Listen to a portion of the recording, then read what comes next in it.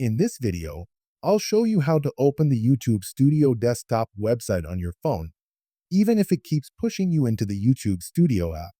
I'm using an iPhone, but the steps are the same on Android.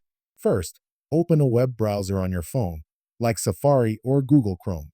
If you go to youtube.com and try to access YouTube Studio from there, it usually redirects you to the YouTube Studio app, which has limited features on mobile. That's exactly what we want to avoid. Instead, tap on the address bar and type studio.youtube.com, then tap Go. This is the direct link to YouTube Studio. When the page loads, you may see an option that says Open in App or Get the App. Ignore that and choose to continue in the browser. Now you'll be inside YouTube Studio on your mobile browser, where you can zoom in and see your channel analytics, videos, comments, and other details.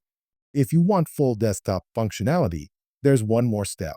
Tap the share or menu icon in your browser and select Request Desktop Website.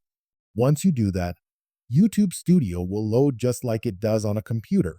From here, you can manage your videos, edit settings, check analytics, and control your entire channel, all from your phone.